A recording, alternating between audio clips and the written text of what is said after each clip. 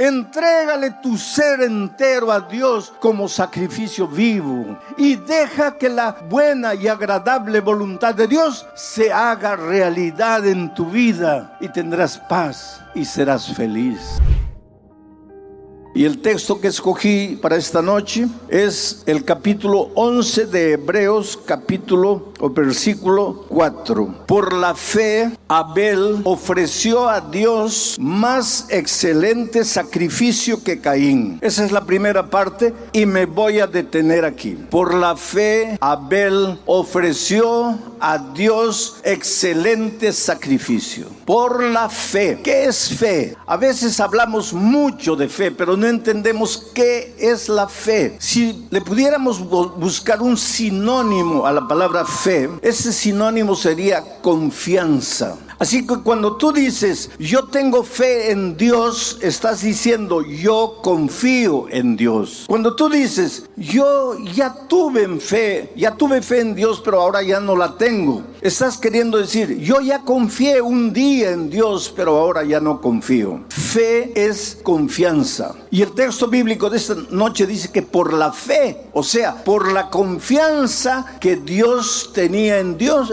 que Abel tenía en Dios, ofreció excelente sacrificio. Confianza. El asunto es que para que tú confíes en alguien, tienes que conocer a esa persona, porque tú no puedes confiar en alguien a quien no conoces. Hoy día muchas personas están siendo heridas por causa del internet, porque confían en personas a quien no conocen. Por favor, querido, especialmente si eres joven, ¿cómo vas a conocer a alguien por el internet? Las personas se conocen personalmente, cara a cara. ¿Cómo puedes decir que amas a alguien por el internet? Y las consecuencias a veces son tristes, porque para confiar en una persona hay que conocerla. Y para conocer a una persona hay que interrelacionarse personalmente. Hay que saber cómo es la otra persona, quién es, por qué es así. Hay que conocer, y para conocer a una persona hay que pasar tiempo con esa persona, porque si tú no pasas tiempo con una persona no la puedes conocer, y si no la puedes conocer no puedes confiar en ella, y si no confías en ella no tienes fe.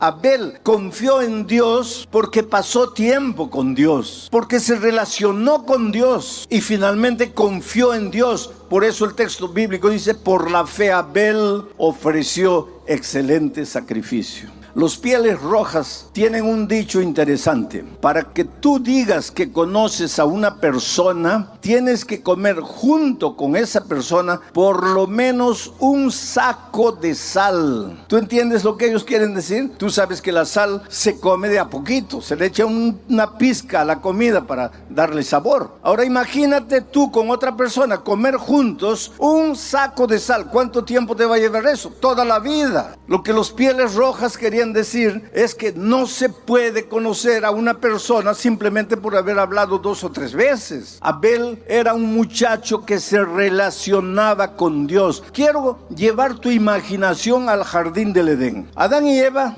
pecaron, fueron confrontados con su pecado, fueron confrontados entre ellos y fueron confrontados con el tentador. Ellos ya no podían permanecer en el jardín del Edén, porque en el jardín del Edén estaba el árbol de la vida, y si ellos siguiesen comiendo del árbol de la vida, vivirían eternamente, pero vivirían como pecadores. Tú ya te imaginaste, si el pecado se prolongase eternamente, sería una tragedia. Por lo tanto, ellos tenían que salir del jardín del Edén, y salieron. Y el texto bíblico de Génesis dice que Dios colocó un querubín con una espada brillante en la puerta del jardín. ¿A dónde se fueron Adán y Eva? Salieron del jardín para vivir fuera del jardín. Se alejaron de Dios, pero podían ver el jardín y podían ver al ángel guardián del jardín. Y cuando Caín y Abel nacieron, Adán y Eva los llevaban de pequeñitos a la frontera del jardín, y de lejos les mostraban a los hijos y les decían: nosotros vivíamos allí, éramos felices, éramos perfectos,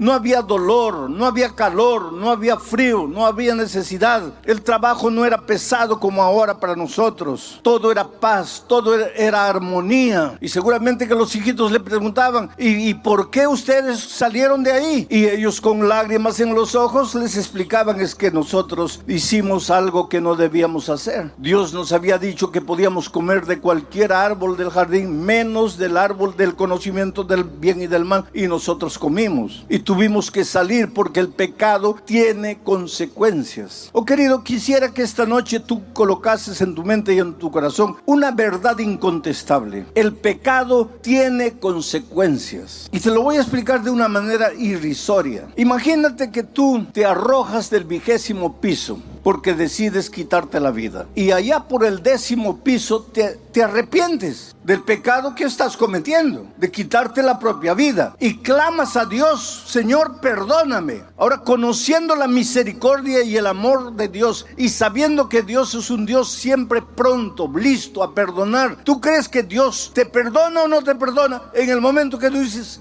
Señor, perdóname, claro que te perdona. Estás perdonado, pero ya estás cayendo por el 9º piso. Perdonado, vas a llegar al suelo. Perdonado, pero vas a morir, porque el pecado tiene consecuencias. Yo siempre digo una cosa: Dios te perdona. Tú eres la cosa más linda que Jesús tiene en esta vida. Oh querido, no hay nada que hayas hecho en la vida que Dios no te perdone. Dios te perdona todo. Ah, pastor, usted dice eso porque no sabe lo que yo he hecho. No importa lo que hayas hecho. No importa si has caído en lo más profundo de la miseria, en lo más profundo del pecado. No importa si tus manos están manchadas de sangre, droga, prostitución, lo que tú quieras. Dios te perdona todo, pero la vida no te perdona. Es por eso que cuando estás cayendo del 20º piso y pides perdón en el 10º, Dios te perdona, pero la vida no te perdona. Vas a caer y vas a morir. Perdonado, pero vas a morir. Yo estaba saliendo de un estadio en San Pablo y un muchacho corrió y me abrazó llorando y me dice: pastor, usted dice que Dios perdona todo, pero a mí Dios no me ha perdonado.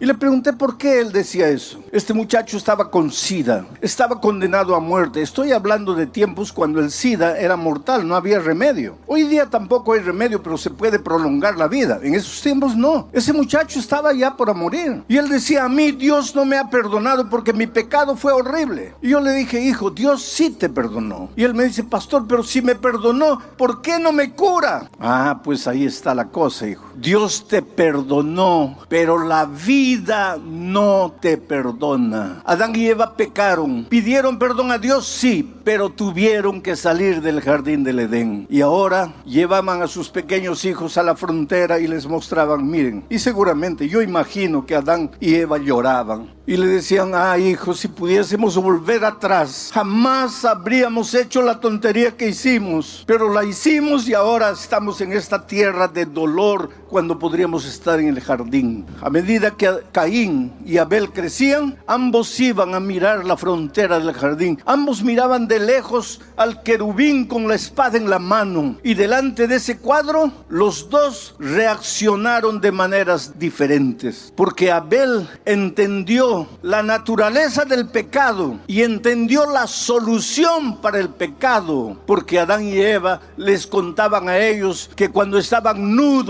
desnudos, cuando no sabían qué hacer, cuando estaban cargados de vergüenza por causa del pecado, el Señor sacrificó un cordero. La sangre de ese cordero se derramó. Con la piel de ese cordero se preparó túnicas para cubrir la desnudez de Adán y Eva. Y en ese acto de sacrificio, el primero de la Biblia, Dios estaba diciendo: hijo, que no importa en el problema a donde caíste por causa de tus decisiones torpes, No importa si te sientes embarrado en el fondo del pozo, hay solución para ti. Pero la solución involucra sangre, derramamiento de sangre. En el jardín del Edén, la sangre del Cordero. Pero en nuestro caso, la sangre del Cordero de Dios que quita el pecado del mundo, el Señor Jesucristo en la cruz del Calvario. Pero hay solución para ti esta noche. Puedes venir a Jesús trayéndole tu vida, tu pasado. Pastor, tengo vergüenza de mi pasado, tengo asco de mi pasado. Pues tráele tu vergüenza, tráele tu asco. Antes que tú llegues, el Señor Jesús, como el Padre al Hijo pródigo, correrá y te abrazará y te besará, y en su amor te limpiará y te transformará y te hará un nuevo ser humano, porque esa es la promesa divina. Delante de aquel cuadro, Abel entendió que él sí se relacionaba con Dios, si ejercía la fe en Dios,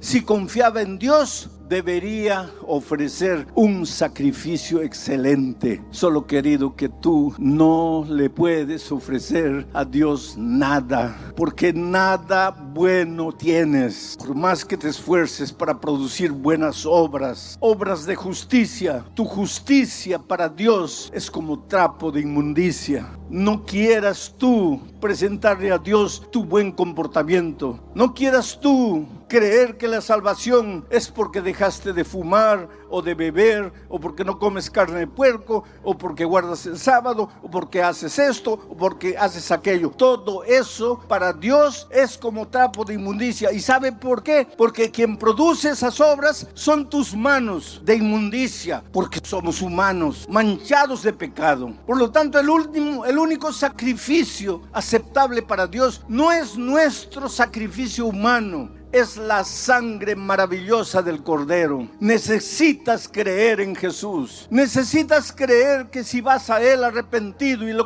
le confiesas tu vida, Él te va a cubrir tu multitud de pecados. Él te va a lavar en su sangre. Él te va a limpiar en su gracia. Necesitas creer. ¿Sabes por qué no has vencido hasta hoy? Porque luchas por tus propias fuerzas. Porque crees que tu dominio propio te va a dar la victoria. No, querido, el único que te garantiza la victoria es el Señor Jesucristo. Por eso Abel ofreció un cordero y Dios aceptó la ofrenda de Caín, de Abel. Mientras que Caín ofreció el fruto de sus manos, el fruto de la tierra, y Dios no aprobó el esfuerzo humano. Dios aprobó la gracia de Cristo, y por eso el fuego vino y consumió la ofrenda de Abel. Pero el texto sigue diciendo, vamos a volver al texto, por favor, coloquen en la pantalla. Por la fe Abel ofreció a Dios más excelente sacrificio que Caín, por lo cual alcanzó testimonio de que era justo. Esa es la parte que voy a desarrollar ahora. Por lo cual alcanzó testimonio de que era justo. ¿Quién alcanzó el testimonio de que era justo? Abel.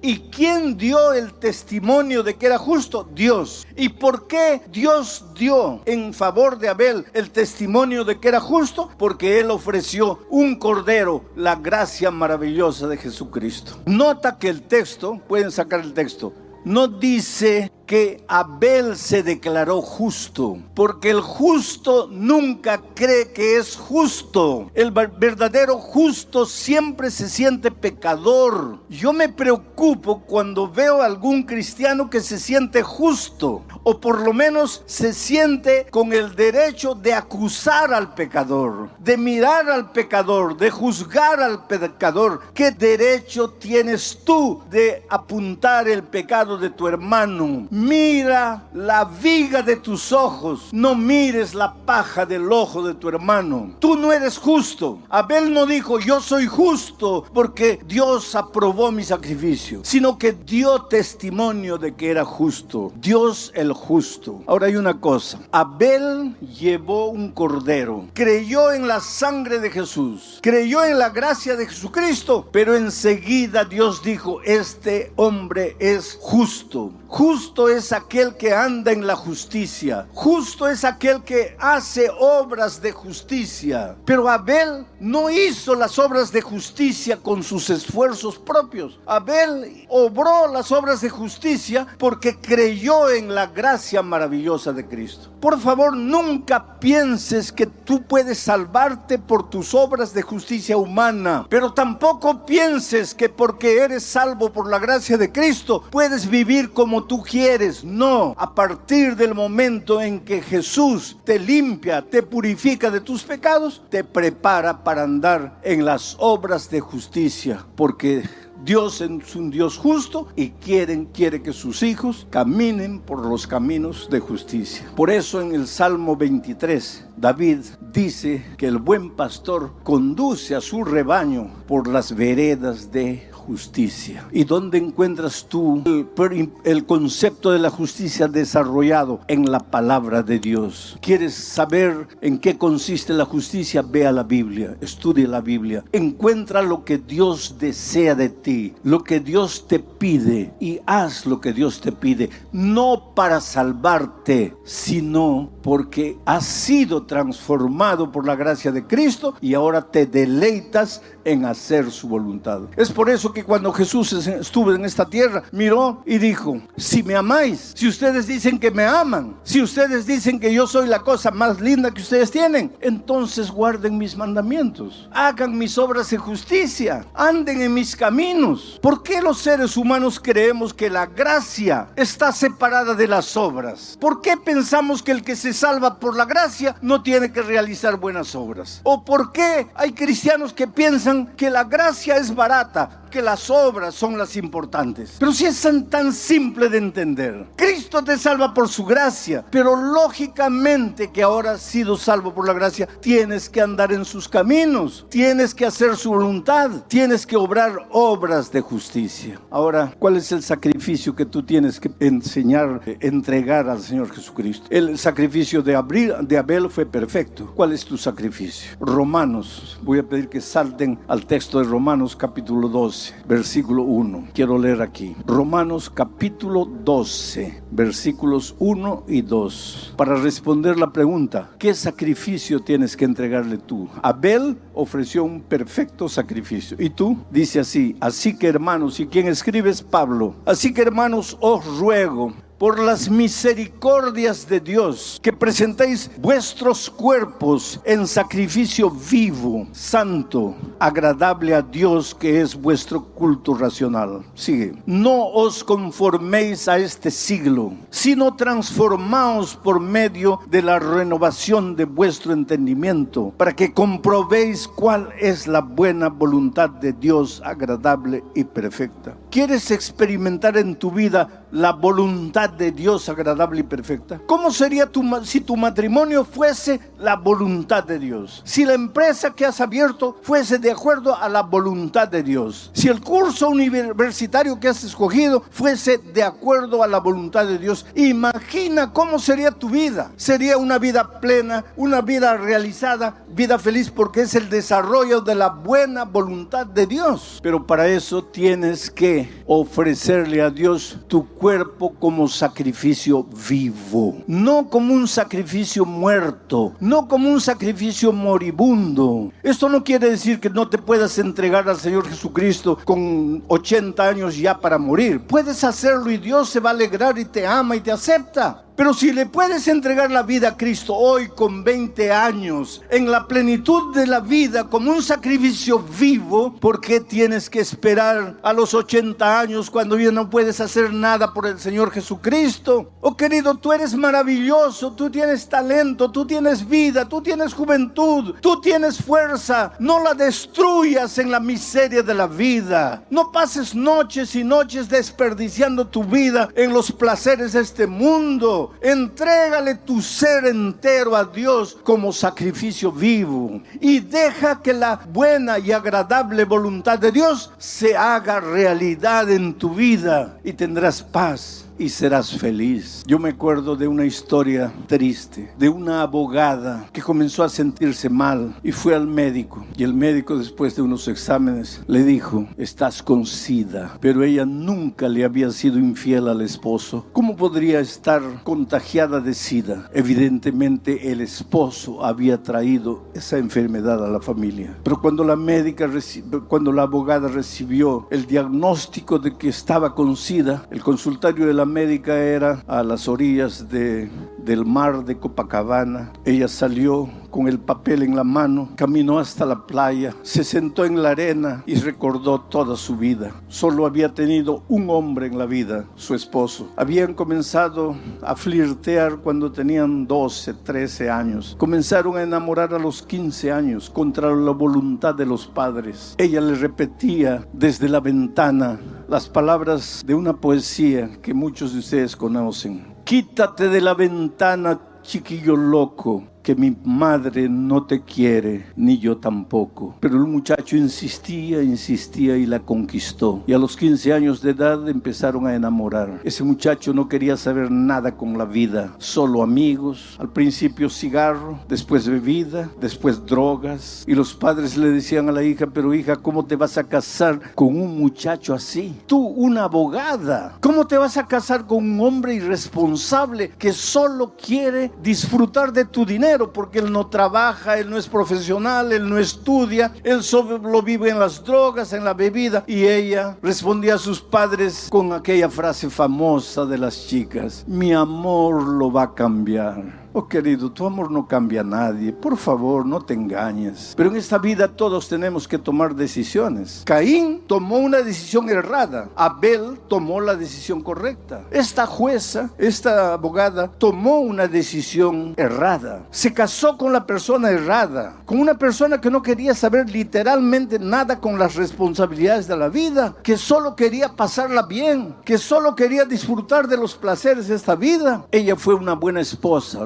respetó a su esposo en todo tiempo, pero él no. Y ahora ella estaba con SIDA. Estoy hablando de tiempos antiguos, vuelvo a repetir, cuando no había remedio ni prolongación de vida para los enfermos de SIDA. Ella volvió para la casa, él no estaba. Ella esperó hasta las 11 de la noche, él no llegaba. Ella sentada en la sala, cuando a medianoche él apareció. Y él sabía que su esposa había ido al médico. Y él sabía que ese día le darían los resultados a la esposa. Y él sabía que ya estaba con SIDA y que la única persona que podría haber pasado la enfermedad para ella era él. Por eso cuando él abrió la puerta y vio a la esposa sentada en la sala, lo primero que hizo fue caer de rodillas y decirle: querida, me perdona. Por favor, perdóname. Yo arruiné tu vida. Yo te condené a muerte. Yo no puedo hacer nada para resolver el problema. Yo solo te puedo pedir perdón. Pero la cólera tomó cuenta de ella. De repente vio todo oscuro. Perdió la paciencia y le gritó: ¿tú piensas que porque te arrodillas y me pides perdón has resuelto mi problema? Voy a morir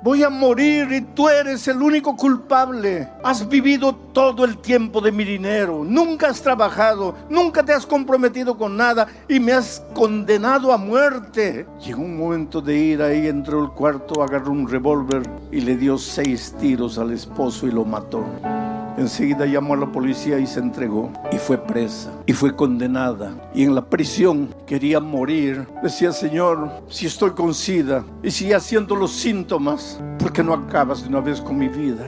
¿Para qué estoy aquí? Y ahí entra el ministerio de la radio, porque la radio tiene la capacidad de entrar a los lugares a donde nadie entra. Yo estuve en un país musulmán, cuyo nombre no voy a decir para proteger a los misioneros allá, a donde el evangelio entró a través de las leyes de prohibición y todo, y hay un núcleo de musulmanes que se volvieron cristianos a través del ministerio de la radio. Es por eso que cuando alguna vez te piden una ofrenda para la radio, no tengas miedo de ofrendar. La radio puede llegar con el evangelio a los rincones más apartados, y la radio llegó a la vida de esta abogada con el evangelio en su momento de desesperación, y ella entendió que Jesucristo era Dios y con los hombres no podrían hacer, Jesús podría hacer, y que el milagro maravilloso de Cristo tal vez no sería curarla del SIDA, mas curarla del alma para enfrentar la muerte sin miedo y sin temor, con la esperanza de encontrarse con Jesucristo cuando Él viniera. Y aceptó a Jesucristo y fue bautizada, pero entonces ya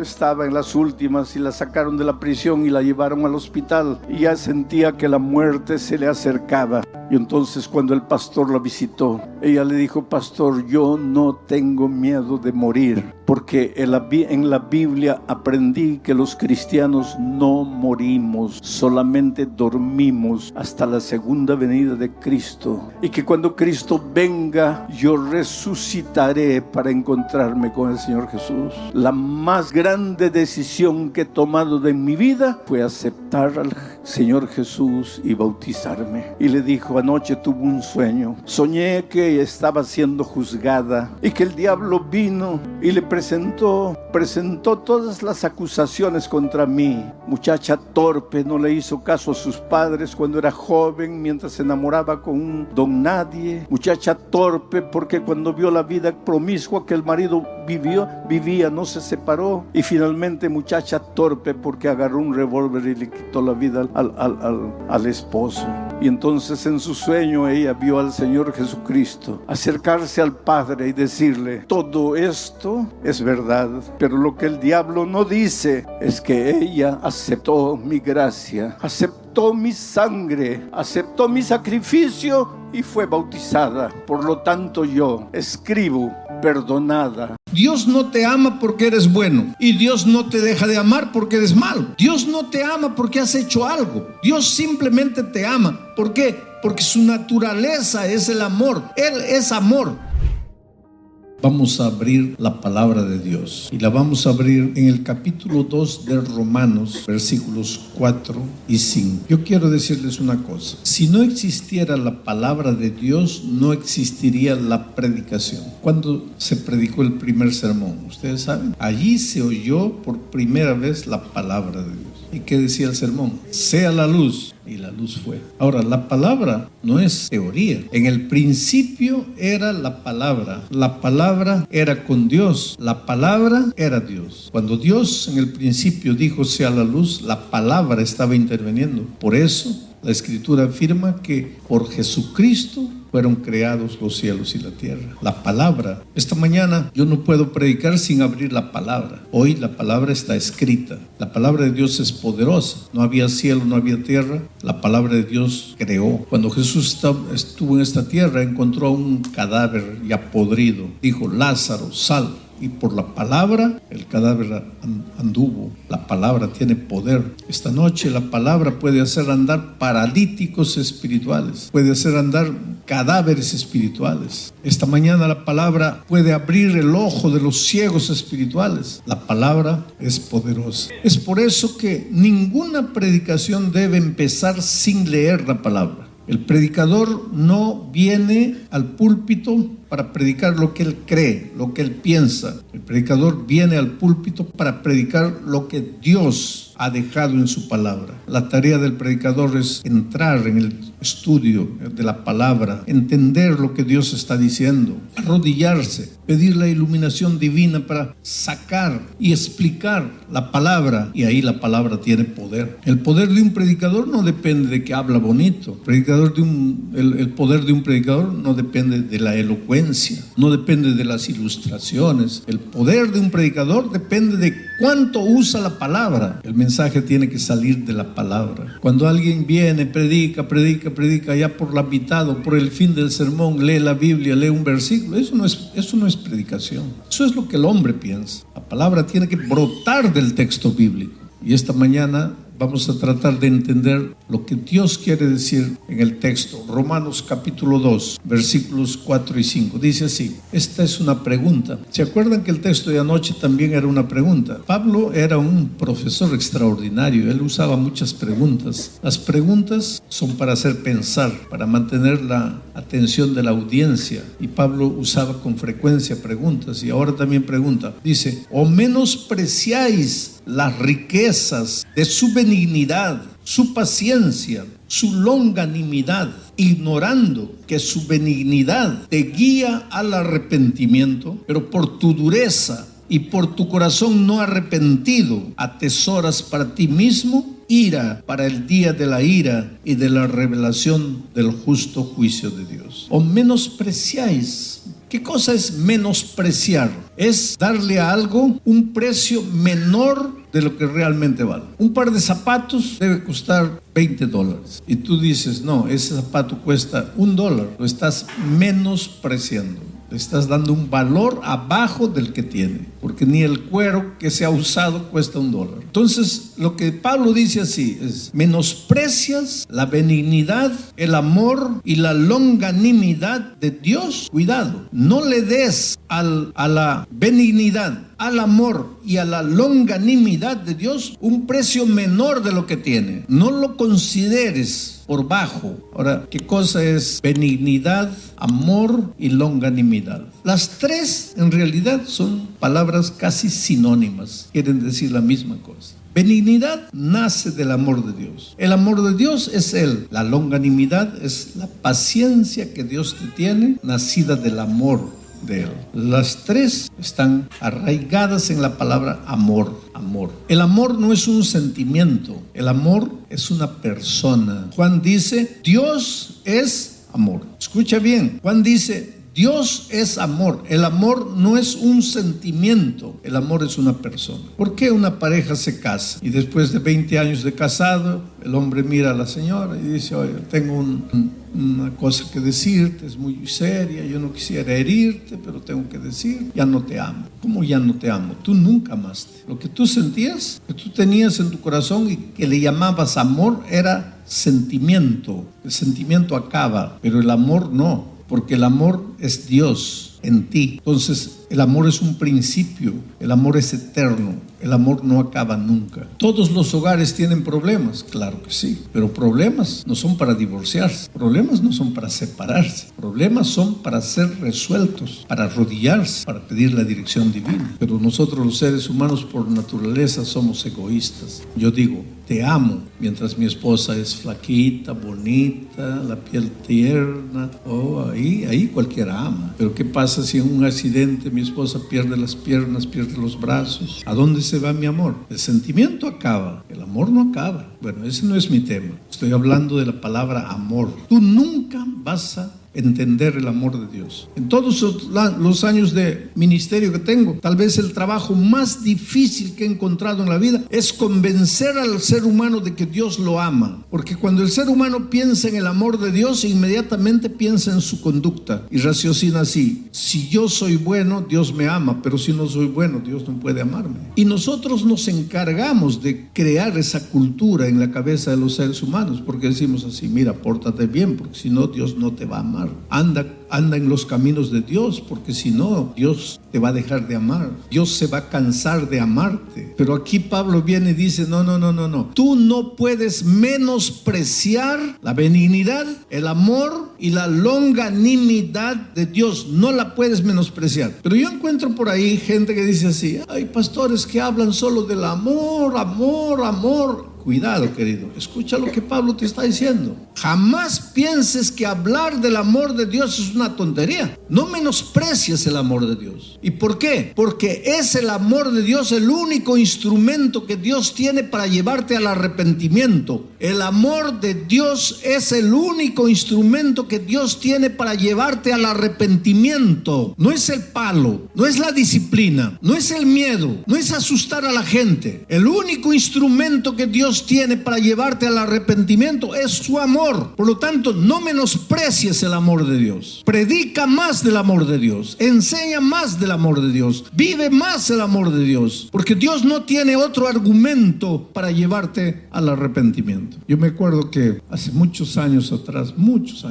yo era director de jóvenes, organicé un campamento, y cuando estaba organizando el campamento, vino un compañero y me dice: mira, estás viendo a ese muchacho, ya no lo lleves al campamento, porque ese muchacho es malo, ese muchacho te va a malograr el campamento, es indisciplinado, es liso, malcriado, no lo lleves. Un muchacho de camiseta apretada al cuerpo, mostrando sus músculos.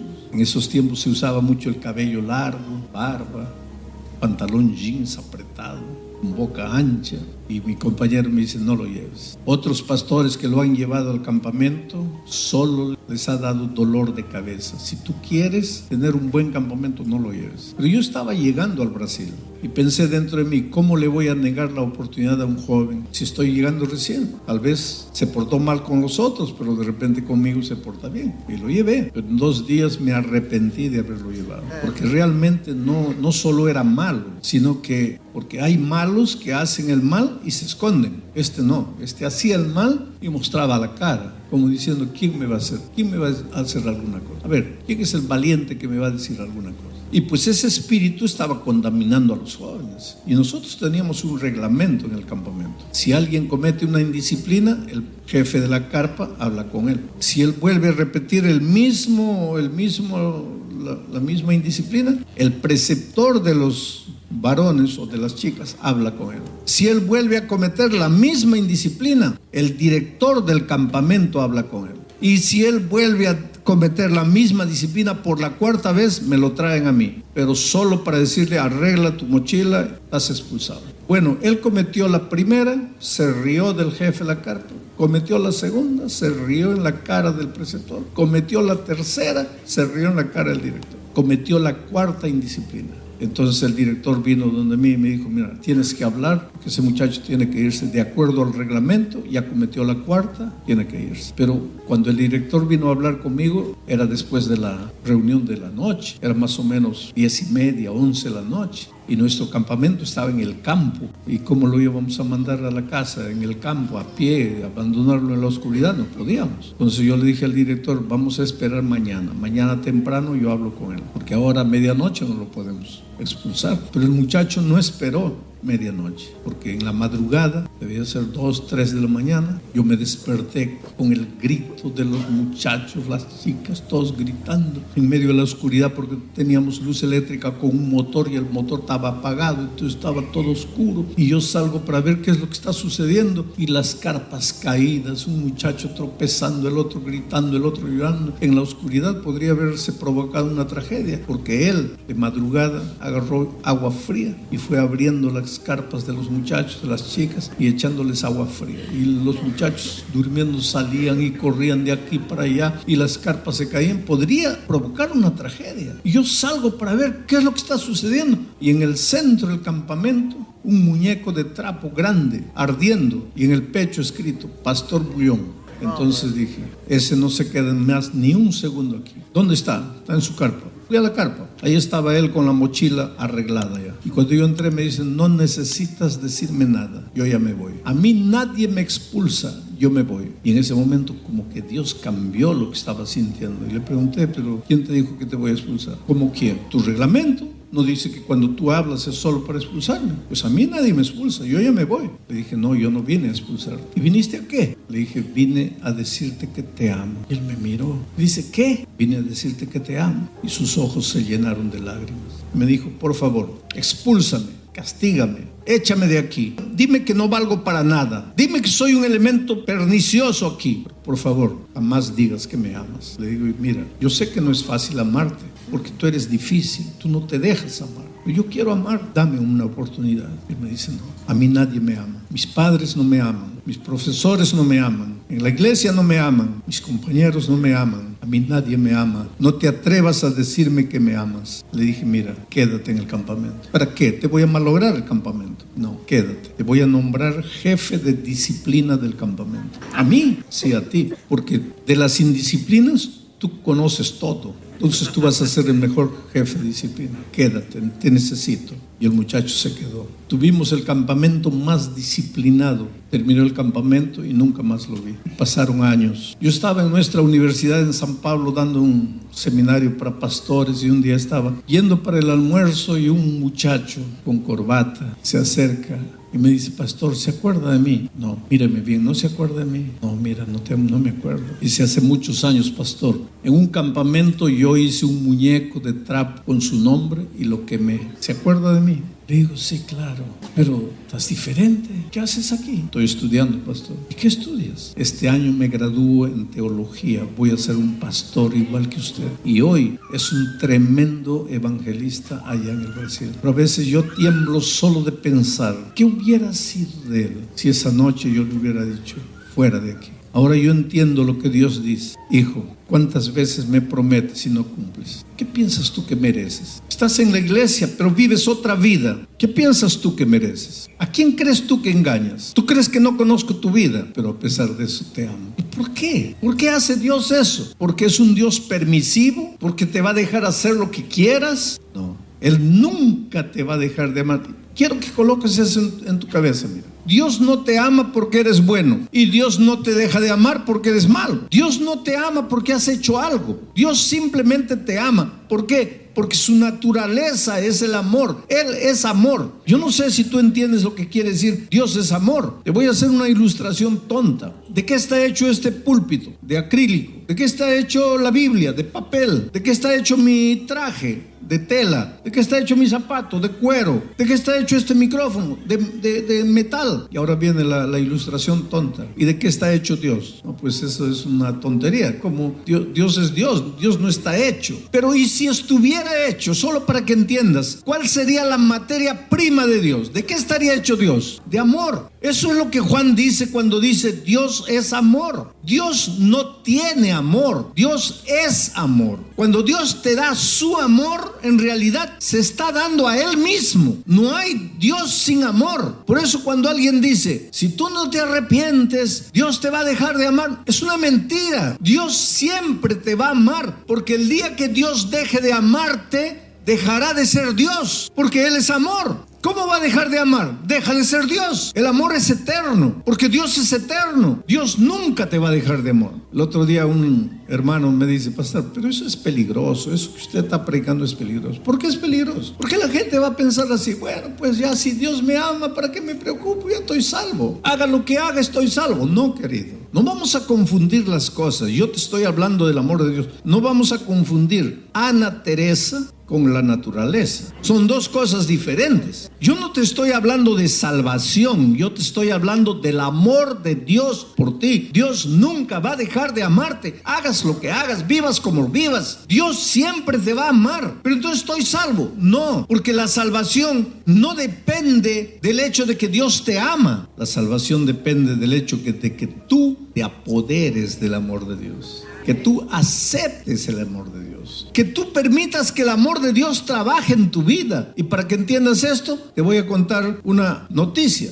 Hace algunos años atrás, ustedes saben que en Brasil desemboca el río Amazonas. El río Amazonas nace en las alturas de Cusco, en el Perú, como un riacho, como un hilo de agua, y pues va avanzando, recibe afluentes. Cuando llega al Brasil ya es un río enorme, y cuando sale del Brasil y entra al mar, es un río tan grande que si tú te paras en una orilla, tú no alcanzas a ver la otra orilla de tan grande que es. Entonces el río Amazonas entra al océano Atlántico con una fuerza tan grande que sabes que él no se mezcla, el agua dulce del Amazonas no se mezcla con el agua salada del mar, por lo menos por casi 200 kilómetros. ¿Cuánto es 200 kilómetros? Es mucho. O sea, 200 kilómetros mar adentro todavía hay agua dulce, porque el río Amazonas no se mezcla con el agua. Solo a los 200 kilómetros va perdiendo fuerza y ya se va mezclando y se vuelve todo agua salada. Pero hace unos años atrás una embarcación naufragó, salieron a buscar y finalmente encontraron en un barco pequeñito 4 personas muriendo, sobrevivientes del naufragio, muriendo. Y cuando vieron al capitán del rescate, tenían los labios partidos, todo el rostro partido, y lo primero que ellos dijeron, por favor, agua, denos agua, por favor, agua. Y el capitán le dice, pero ¿y por qué no toman agua? Ustedes hace rato que están nadando en el río Amazonas. ¿Por qué no toman el agua? Ahí está el típico ejemplo de gente que se está muriendo rodeado de agua dulce, muriendo de sed. Pues el amor de Dios es así. Dios nunca te va a dejar de amar, pero el amor de Dios no te sirve para nada a no ser que tú te apoderes del amor de Dios, que tú tomes el amor de Dios, que tú aceptes el amor de Dios. Porque si no aceptas el amor de Dios, te vas a morir, te vas a perder, pero no porque Dios dejó de amarte. Él nunca te va a dejar de amar. Te vas a perder porque tú no bebiste del amor de Dios. Tú no te apoderaste del amor de Dios. Ahora el versículo 4 habla del juicio final, de la muerte eterna, de la ira divina. ¿Cómo puedes entender que un Dios que te ama tiene al mismo tiempo ira? La ira divina no es como la ira humana.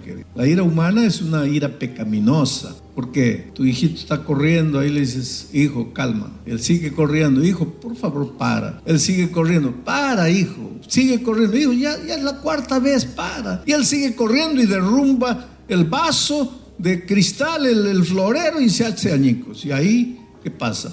Agarras la chancleta, pa. Esa es la ira humana. ¿Tú crees que Dios es así? No, pues Dios, no. Hijo, deja de pecar. Hijo, deja de pecar. Hijo, ya te he dicho, deja de pecar. Y tú sigues, cáncer. No, ese Dios no existe. Ese Dios no existe. Pero el escritor bíblico no tiene otra palabra para explicar la consecuencia del pecado. Y le llama ira divina a la consecuencia del pecado, que nada más es que la decisión que el hombre tomó. Y te voy a hacer una ilustración de esta manera. Cuando Cristo venga, y algunos de ustedes se van a asustar con esto. Cuando Cristo venga, Él no viene para destruir al ser humano, sea bueno o sea malo, ¿no? Cuando la ira divina caiga, cuando el fuego caiga, no va a caer sobre el ser humano, sea bueno o sea malo. No.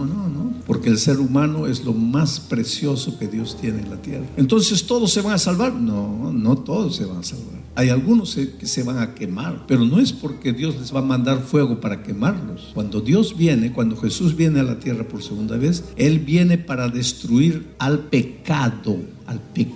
Lo más horrible que hay en el mundo para Dios es el pecado. ¿Y por qué? Porque el pecado te destruye, el pecado te hace sufrir. Dios te ama y lo que estás viviendo hoy es consecuencia del pecado. Entonces Dios, Él dice que cuando Jesús venga, el pecado no se levantará por segunda vez. Del pecado no va a quedar ni raíz ni rama. El pecado va a desaparecer por completo. ¿Y quiénes se van a quemar? Aquellos que hoy se agarran del pecado y no lo quieren soltar.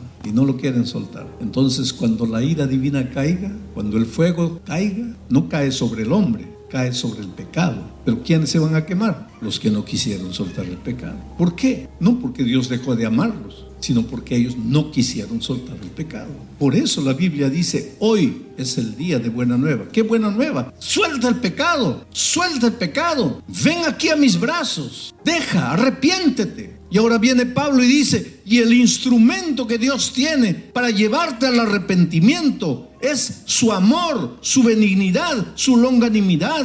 El libro de Oseas es un libro extraordinario. El profeta recibe una orden divina. Los profetas eran seres incomprendidos. Dios le dice al profeta, ve al prostíbulo y saca a una mujer de allí y cásate con ella. Entra a la iglesia, desfila con ella, vístela de blanco y cásate con ella. Y él se casa y todos se ríen de él, todos se burlan de él, todos lo miran y dicen, mira qué tonto, ¿no? Tanta chica bonita, linda por ahí, decente, y se casa con una prostituta. Pero era la orden divina, casa. Que Dios a veces quería enseñarle al pueblo lecciones a través de sus profetas, no de las palabras, sino de la vida del profeta. Bueno, todo queda maravilloso los primeros meses y un día ella se va con otro hombre y lo deja al profeta. Y todo el mundo se ríe y dice, pues ya sabíamos, eso era lo que le esperaban para que se casa. Y un día alguien llega donde el profeta y le dice, oiga, tu esposa está embarazada del otro, y el otro la ha botado de la casa y está en la calle, no tiene para comer, no tiene dónde dormir, embarazada, esperando el hijo de otro. Y Dios le dice al profeta, ve y tráela de vuelta. Pero Señor, ve y tráela de vuelta. Y él va y la recoge en la calle y la trae a la casa y la cuida y la alimenta. Y el niño nace y el profeta acepta al niño como su hijo. Pasa 1 año y medio y la mujer se va con otro y deja al profeta con el hijo de otro. Y después alguien llega y le dice, tu esposa está otra vez embarazada de ese otro hombre, está en la calle, botada, sin comer, sin tener dónde dormir. Y ahora viene Dios y le dice, ve y tráela de nuevo. Y el profeta llora, le dice, Dios mío, ¿qué quieres? ¿Qué quieres de mí? No me discutas, ve. Y él va y trae a la mujer. Y el niño nace. Y él acepta al hijo de otro.